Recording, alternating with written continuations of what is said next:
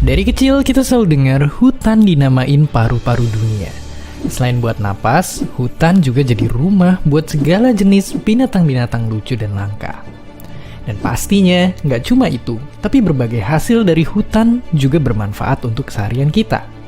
Tapi sebenarnya seberapa penting sih hutan buat kita? Lalu apa jadinya kalau suatu hari tak ada hutan di dunia ini? Satu hal yang jelas kalau nggak ada hutan, mungkin kita nggak bisa lagi foto-foto cantik di antara pepohonan buat media sosial. Udah gitu, nggak bisa juga nonton acara TV yang hostnya suka nemenin ular di tengah hutan. Oke, itu baru sebagian kecilnya aja. Karena nyatanya, ini juga bakal ngaruh ke lingkungan dunia. Sekitar 80% binatang dan tumbuh-tumbuhan di daratan bumi bakalan terancam punah. Siklus hujan jadi kacau dan dunia tambah panas, air bersih menghilang, dan pastinya napas kita semua jadi lebih sesak karena hutan ngasilin udara bersih untuk kita bisa bernapas. Tapi apakah kita masih bisa bertahan di kondisi kayak begini? Ngelihat fakta kalau hutan itu nyatanya deket banget sama kehidupan kita, maka jawabannya hampir nggak mungkin. Dan kalau ternyata bisa pun, kehidupan bakal jauh berubah. Ya, hidup tanpa hutan ibarat ikan tanpa air. Saking pentingnya hutan ini buat kita semua. Bahkan negara yang gak punya hutan kayak Qatar aja bela-belain mau bikin hutannya sendiri. Mungkin kita bisa dibilang beruntung karena Indonesia adalah salah satu negara dengan hutan yang terbesar di dunia. Tapi nyatanya, ada juga ancaman tersembunyi yang lagi nunggu kita. Dari tahun ke tahun, hutan di Indonesia terus berkurang. Dan bayangin, hampir semua kebakaran hutan itu terjadi karena sengaja dibakar dan gambut dikeringkan sama perusahaan rakus yang pengen ngebuka lahan. Bahkan cuma di tahun 2015 dan 2019 kemarin aja, kalau di total, udah ada hutan dan lahan seluas 7 pulau Bali yang kebakar. Gila banget. Kebakaran itu bikin jutaan orang sakit pernapasan dan ratusan ribu diantaranya meninggal.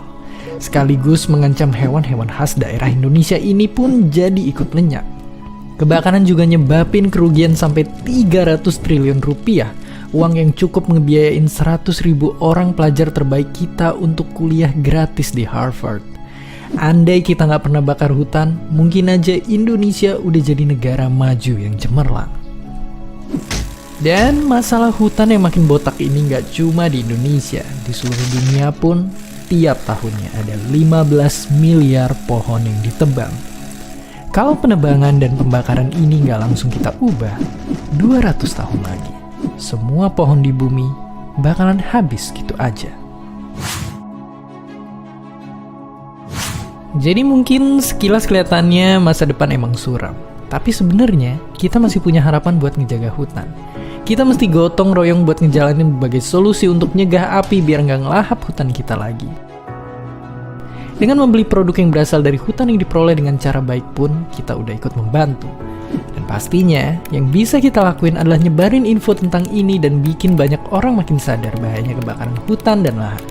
Follow media sosial organisasi-organisasi ini untuk tahu lebih jauh gimana kita bisa ikutan ngejaga hutan. Sebarin video ini biar kita bisa berjuang bersama-sama. Dan seperti biasa, terima kasih. Terima kasih udah nonton Kok Bisa. Punya pertanyaan lagi? Tulis aja di kolom komentar di bawah. Keep asking and stay curious.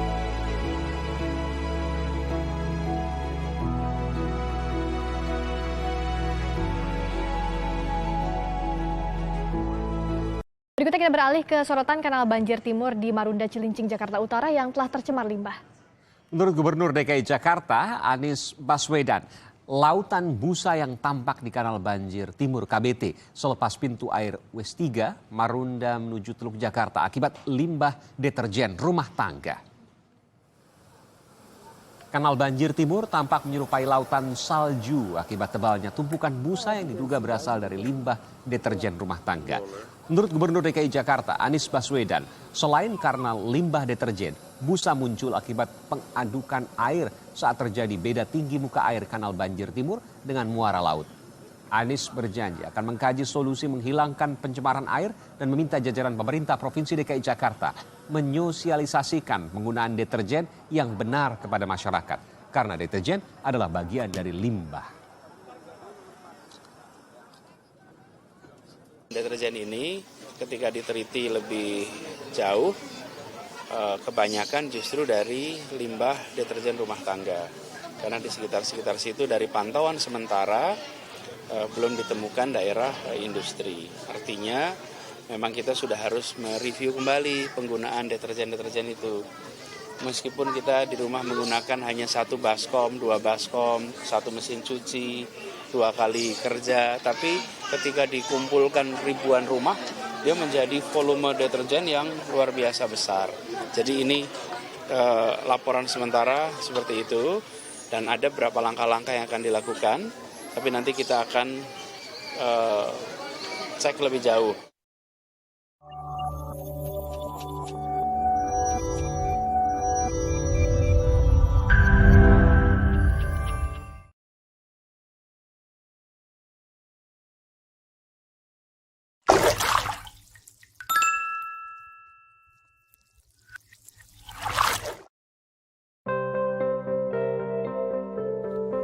Sebenarnya apa sih terumbu karang itu? Terumbu karang merupakan ekosistem khas yang terdapat di wilayah pesisir daerah tropis. Penyusun utama dari ekosistem ini adalah sekelompok binatang karang penghasil kapur. Ekosistem terumbu karang sangat berperan penting dalam menjaga kelestarian sumber daya perikanan dan kelautan. Indonesia sendiri termasuk dalam segitiga karang dunia, yaitu wilayah yang kaya akan terumbu karang. Tapi sayang, banyaknya aktivitas manusia yang berdampak buruk bagi terumbu karang mengancam kelestarian ekosistem ini.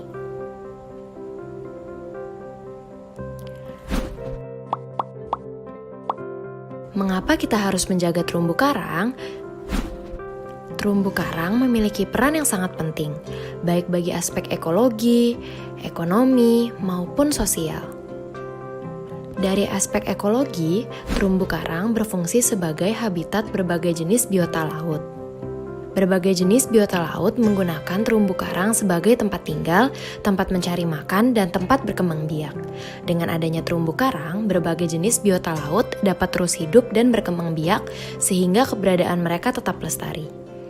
Selain itu, terumbu karang bersama dengan padang lamun dan hutan mangrove berfungsi sebagai penahan gelombang air laut untuk melindungi daerah pantai dari abrasi, sehingga daerah pantai tidak rusak akibat terkikis oleh gelombang laut.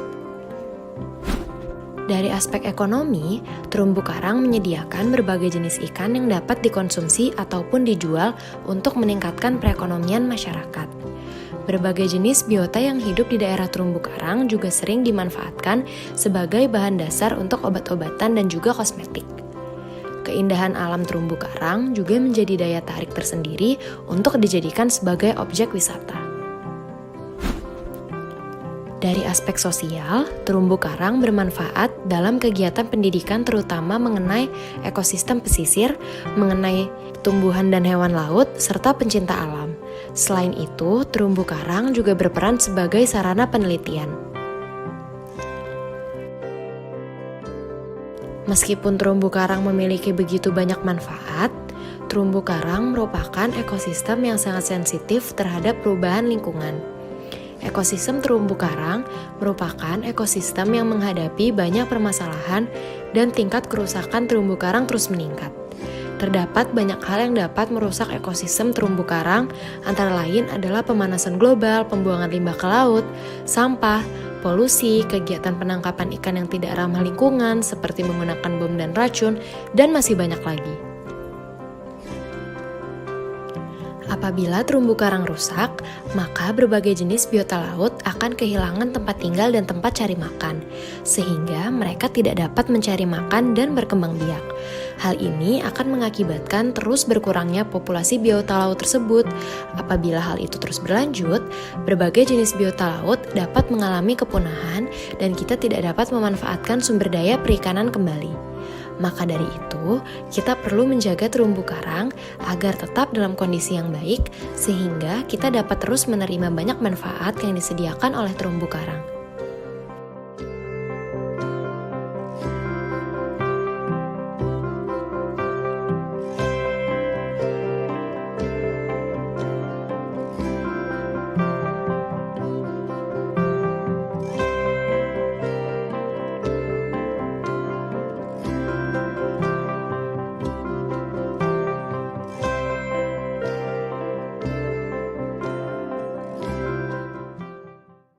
warga di Kampung Bengek, Muara Baru, Penjaringan, Jakarta Utara tinggal dan bermukim di atas tumpukan sampah. Warga yang tinggal di sini adalah warga yang berasal dari sejumlah RT di RW 17. Seperti inilah suasana permukiman warga di Kampung Bengek di Muara Baru, Penjaringan, Jakarta Utara. Warga yang bermukim di sini merupakan warga yang pindah dari beberapa RT di RW 17 yang tidak mampu membayar kontrakan. Sampah yang menumpuk berasal dari sampah rumah tangga yang dibuang oleh warga sekitar dan disebabkan karena tidak ada fasilitas pembuangan akhir. Warga juga mengaku lahan pembuangan yang jauh dan terbatas menjadi alasan mereka membuang sampah di sekitar permukiman. Kampung Bengek ini merupakan kampung baru yang dibentuk oleh warga dari beberapa RT yang pindah dan berada di atas lahan perusahaan. Sebagian besar bentuk rumah warga berbentuk rumah panggung karena berdiri di atas rawa.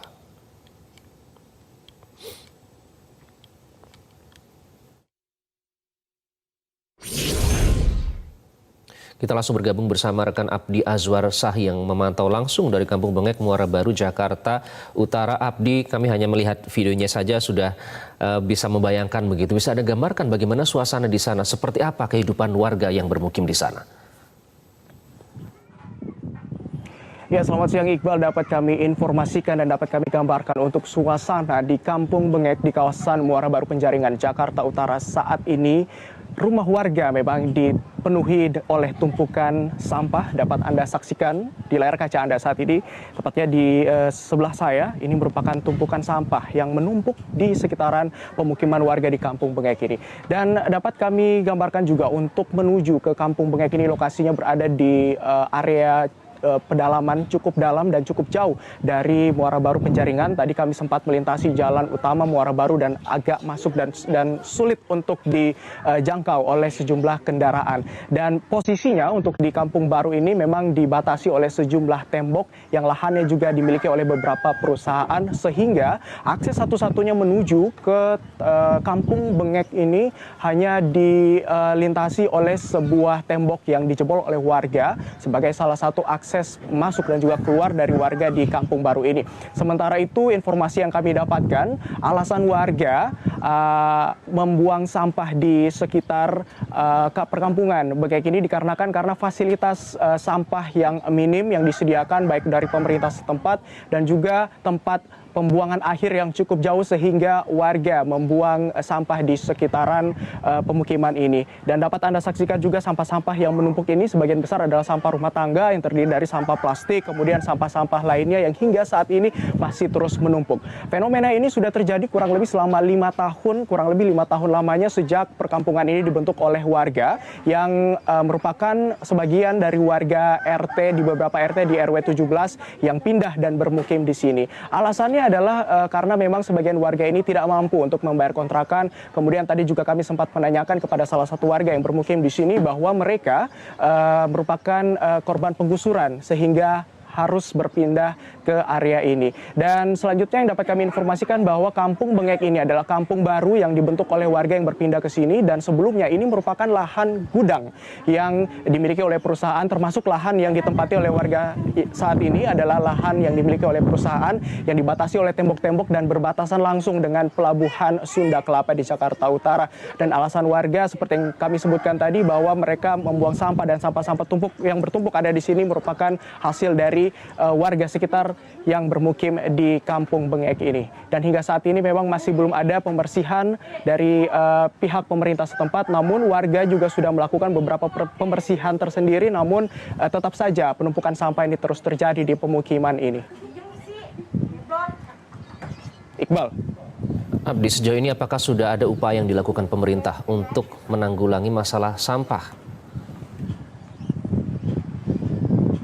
Ya Iqbal, tadi kami sempat mewawancarai beberapa warga yang ada di sini. Dari keterangan mereka menyebutkan bahwa hingga saat ini memang belum ada upaya yang dilakukan oleh pemerintah setempat dalam membersihkan ataupun mengangkut sampah-sampah yang menumpuk di pemukiman Kampung Bengek ini. Sementara itu upaya lainnya sudah dilakukan oleh warga adalah mereka mengambil sebagian-sebagian sampah yang sudah lebih menumpuk dan membakarnya. Namun upaya tersebut juga tidak memberikan dampak yang cukup signifikan karena penumpukan terus terjadi.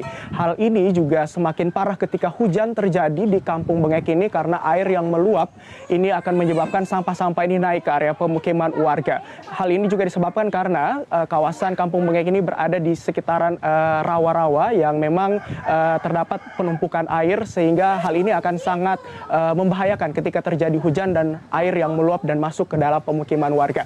Sementara itu untuk kebutuhan air bersih, warga juga mengambil dari beberapa air yang tersedia di warga sebelah dengan melakukan pembayaran kurang lebih Rp3.000 per jaringan yang diangkut. Sementara ketika air bersih ini mengalami kesulitan, warga akan membayar cukup mahal, kurang lebih Rp15.000 hingga Rp20.000. Dan hingga saat ini dari pemerintah setempat belum memberikan bantuan ataupun inisiasi aksi dalam memberikan bantuan untuk mengangkut sampah-sampah yang di sini berdasarkan dari keterangan warga setempat. Dan berikut keterangan selengkapnya dari salah satu warga di Kampung Bengek, Muara Baru, Penjaringan, Jakarta Utara. Kurang, walaupun begini nyamuk nggak ada, enak tidurnya juga. Tapi nggak bau? Nggak bau. Oh iya, nyaman aja. Nyaman aja. Tapi harga di sini? Ya, emang sih saya minta-minta ada yang ngebersihin ini gitu. Setiap bulannya juga saya sering ngebersihin ini sama anak-anak saya apa. Terus habis dibersihin, dijebakarin gitu. Tapi tetap aja angin dari sana, sampah dari depan lari kemari. Ibu udah lama. Sekian yang dapat kami informasikan dari Kampung Bengek, Penjaringan, Jakarta Utara. Kembali ke Anda di studio, Iqbal. Abdi Azwar melaporkan langsung. Terima kasih. Indonesia termasuk negara dengan polusi udara yang tinggi.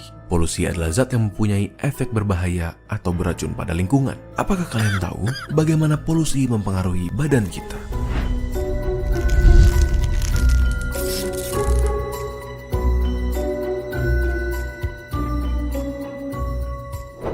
Terdapat dua cara polusi memasuki udara. Yang pertama, pollutant source, di mana polutan berasal dari satu sumber seperti emisi pabrik. Yang kedua adalah non-pollutant source, di mana polutan berasal dari banyak sumber seperti mobil. Terdapat dua jenis polutan, di mana polutan primer adalah polutan yang dapat menyebabkan kerusakan secara langsung atau bereaksi di udara untuk membentuk zat yang merusak, dan polutan sekunder, di mana polutan terbentuk sebagai hasil reaksi antara polutan primer dan komponen udara. Tiga organ utama yang dipengaruhi oleh polusi udara adalah tiga organ yang sangatlah penting: paru-paru, jantung, dan otak. Polutan di udara adalah molekul-molekul kecil yang dapat dengan mudah masuk ke dalam tubuh di saat kita bernafas. Mereka dapat menyebabkan inflamasi di paru-paru yang dapat mengakibatkannya kehilangan kapasitas dan mengurangi fungsinya seiring waktu. Penumpukan polutan ini dapat menyebabkan penyakit pada paru-paru kita seperti asma, emfisema, bronkiolitis, bahkan kanker.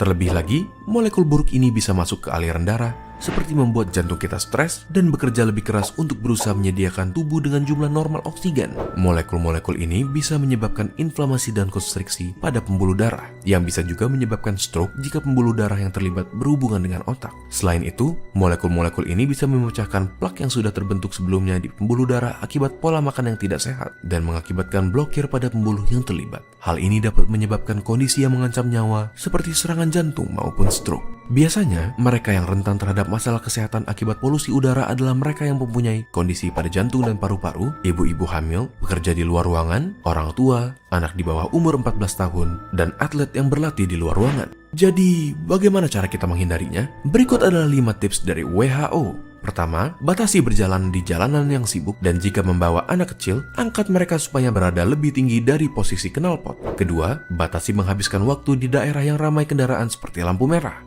Ketiga, jika kalian berolahraga, lakukanlah di daerah yang lebih tidak berpolusi. Keempat, batasi penggunaan kendaraan seperti mobil di hari yang berpolusi tinggi. Dan yang terakhir, jangan membakar sampah karena asapnya dapat merusak kesehatan kita.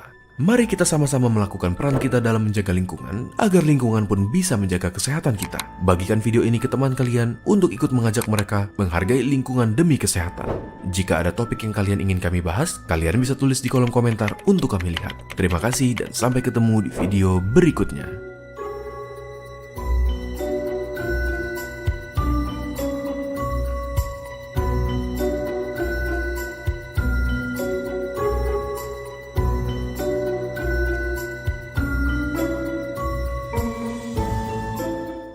Selatan Bapak Susilo. Balai Konservasi Sumber Daya Alam Sumatera Selatan membakar 18 satwa dilindungi awetan Jumat petang lalu. Seluruh offsetan yakni harimau Sumatera, kepala rusa sambar, macan tutul, beruang madu, kambing hutan Sumatera, dan macan dahan. 3 ekor satwa merupakan hasil sitaan yang sudah berkekuatan hukum tetap, seperti harimau Sumatera, kepala rusa sambar, dan macan tutul. Sisanya diserahkan masyarakat selama 4 tahun terakhir sejak 2018.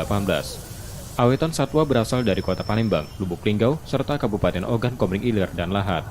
Masih tingginya permintaan satwa dilindungi dari dalam dan luar negeri menjadi salah satu penyebab masih maraknya praktik perburuan satwa. Ya, karena masih ada ternyata demand permintaan sehingga supply ada terus.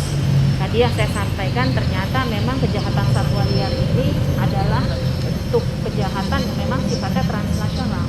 Jadi demand-nya juga ada di luar, tidak hanya di dalam Indonesia saja. Nah ini dukungan terhadap kerjasama ini tidak hanya dilakukan di dalam negeri, tapi kita juga sudah melakukan kerjasama di dunia internasional.